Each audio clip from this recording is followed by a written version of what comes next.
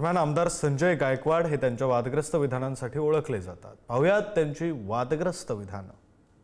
आज राज्यातले मंत्री सगळे जीव तोडून नियोजन करतात, त्यांना मदत करायची ते राजकारण करतात, खिल्ली उडवतात।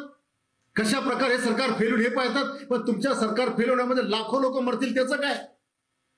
आज ज्याच्या घरातला माणूस मरतो, ज्याच्या घरात जीव जातो त्याला समजतं की आमचा करोना काय। आणि म्हणून माझं भाजपच्या लोकांना आव्हान आहे की तुम्हाला तुमच्या मला जर करोनाचे जंतू सापडले असते तर मी देवेंद्र फडणवीसच्या तोंडातून कोंबून टाकले असते। इतका तिरस्कार या लोकांबद्दल निर्माण झालेला आहे। 70 वर्षापासून ते या विषयाकरता वंचित राहिले आणि म्हणून भुजबळ सरकारमध्ये राहून माझ्या मुख्यमंत्र्यांना विरोध करून जर मराठा समाजाच्या विरोधामध्ये भूमिका घेत असतील तर माझं मुख्यमंत्र्यांना आव्हान आहे की याच्या कमरामध्ये लाथ घालून याला मंत्रिमंडळाच्या बाहेर काढा।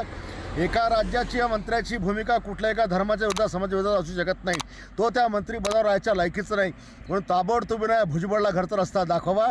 तुम्ही साधं एक मत मला देऊ शकत नाही, फक्त दारू, मटण, पैसे, अरे 2-2 हजारात विकले,